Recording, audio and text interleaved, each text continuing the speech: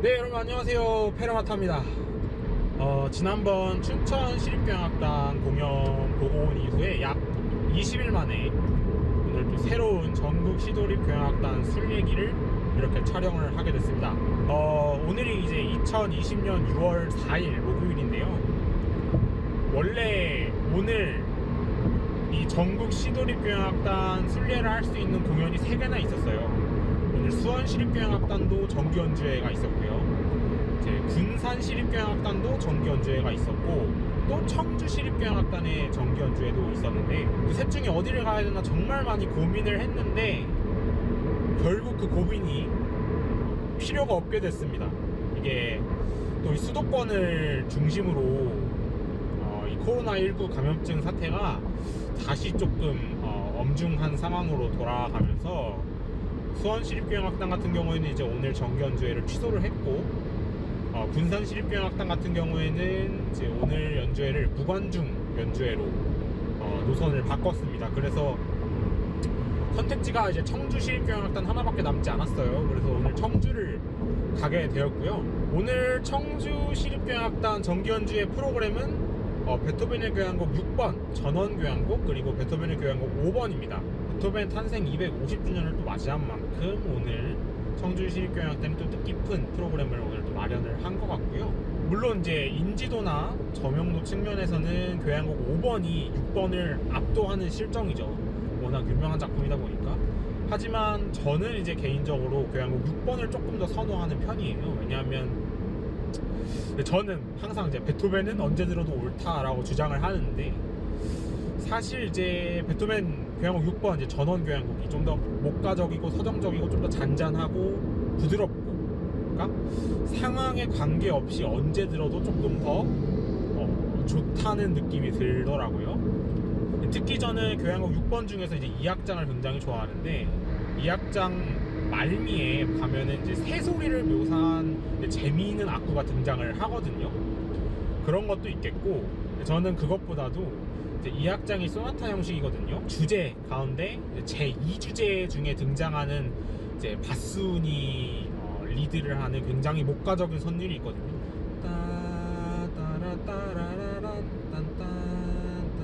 이렇게 가는 게 있거든요. 그게 되게 좋더라고요. 이제 교향곡 6번이 재미있는 것이 이제 전원이라고 작곡가가 제목을 붙였잖아요.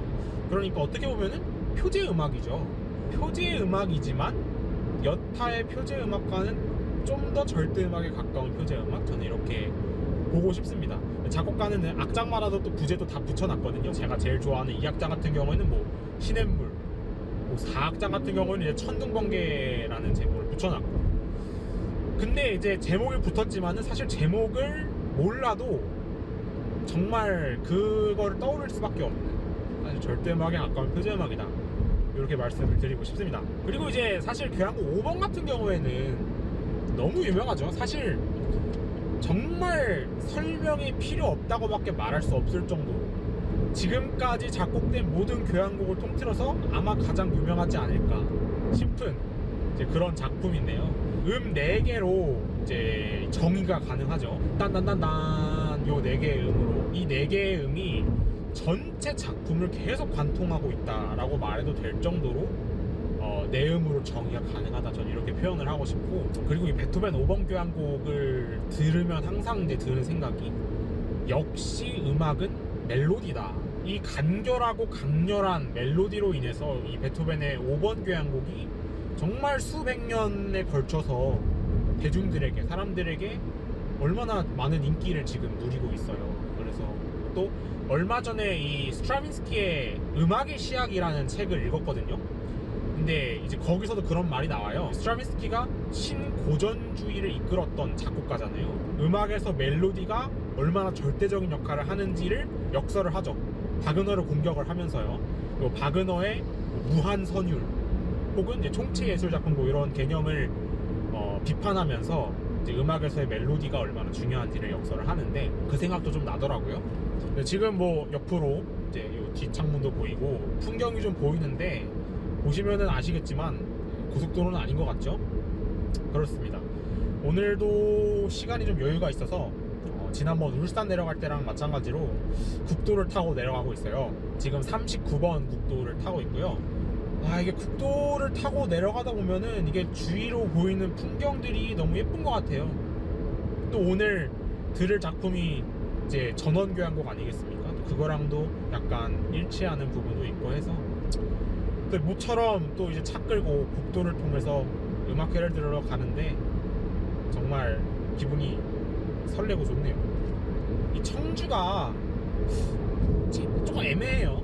이게 멀다고 하면 먼 곳이고 또 가깝다 하면 가까운 곳인데, 이제 고속도로를 타면은 사실 이제 제가 인천에 사는데 고속도로를 타면은 2시간이 안 걸립니다. 근데 그러면 되게 가까운 것 같죠? 근데 또 킬로미터로 거리를 생각하면은 150km가 넘거든요.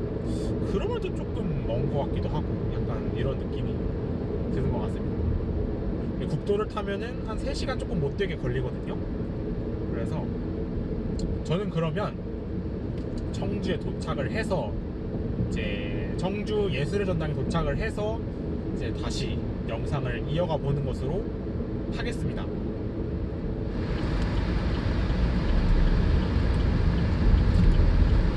네, 이제 청주 시내로 들어왔습니다. 생각보다 조금 빨리 왔는데요. 도착을 한 것 같습니다. 주차장에 차가 꽤 많네요. 사람들이 꽤 많이 왔나봐요. 네, 도착을 했습니다. 조금 여유있게 한 40분 정도 여유있게 도착을 했는데요. 또 아마 들어가기 전에 또 엄청난 검역 절차를 거쳐야 할 것이기 때문에 조금 여유있게 들어가는 것으로 하겠습니다. 그러면 저는 공연을 보고 나와서 오늘 공연 어땠는지 또 영상으로 리뷰를 한번 남겨보도록 하겠습니다.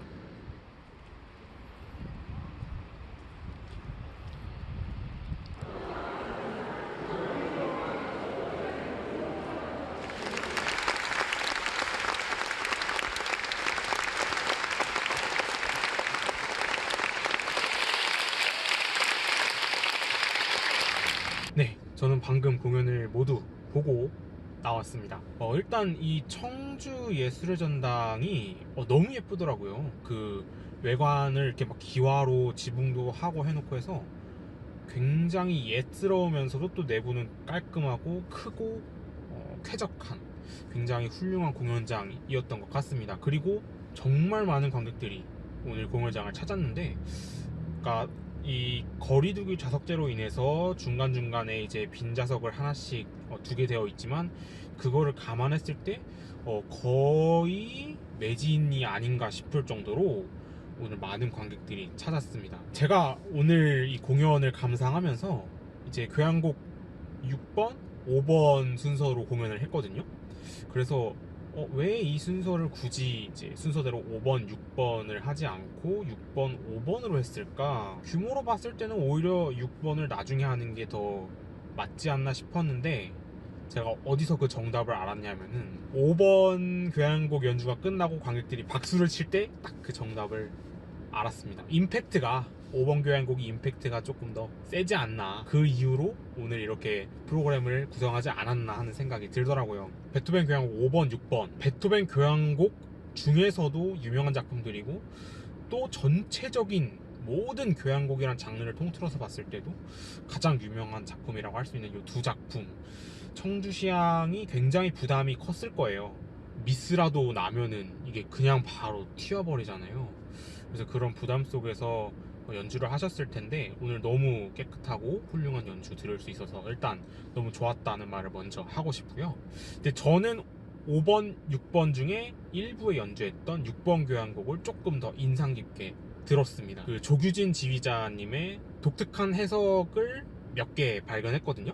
그 1악장에 이제 소나타 형식으로 된 1악장의 맨 마지막에 이제 코다 부분이 있어요. 마디수로 말씀을 드리면은 414마디부터 시작하는 게 이제 코다 부분인데, 제가 스코어를 보여드리면은 이게 잘 안 보이니까 입으로 그냥 부를게요. 딴딴딴따다단딴딴딴따다단딴딴딴따다단 이렇게 들어가거든요. 코다가 원래 이 딴딴딴따다단딴이 이제 스타카토예요. 근데 오늘 이 조규진 지휘자의 해석이 이걸 테누토로 하시더라고요. 따라란 따라란 딴딴딴 이런 식으로 가시더라고요. 그래서 이게 가장 먼저 눈에 띄었고요.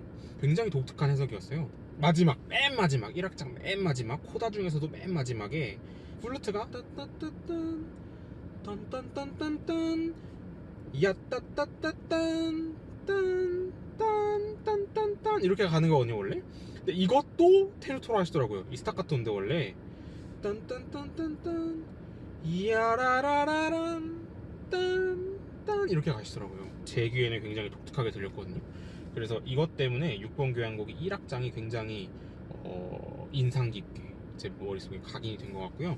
이제 제가 2악장을 제일 좋아한다고 말씀을 드렸잖아요. 근데 2악장 너무 오늘 잘 살아서 너무 편안한 마음으로 감상할 수가 있었습니다. 이제 한 가지 아쉬운 점을 꼽자면은 1악장이랑 3악장에서 이 플루트 소리가 조금 묻히는 경향이 나타났어요.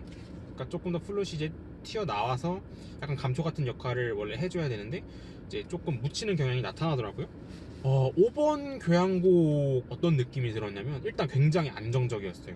일단 그것만으로도 충분히 극찬을 받아야 하는 연주이긴 하나 이제 조금 더 주관적인 표현이긴 합니다만은 저는 어떤 느낌을 받았냐면 약간 이제 끈적끈적한 느낌 있잖아요. 음을 되게 잡는 거 있잖아요.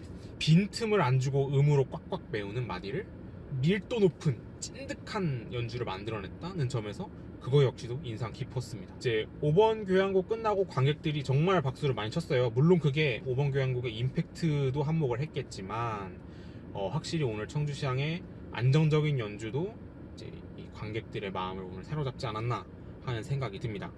원래 이렇게 교향곡으로만 이루어진 프로그램을 만나기가 흔한 일은 아니거든요. 근데 오늘 이렇게 흔치 않은 경험을 했는데 베토벤의 교향곡 뭐 당연히 언제 들어도 좋은 작품들이고 또 청주시향의 안정적인 연주 역시도 너무나 인상적이었고 오늘 이 흔치 않은 경험이 너무 좋았습니다. 네, 이렇게 청주시립교향악단 오늘 8번째 전국 시도립교향악단 술래기 이야기였는데요.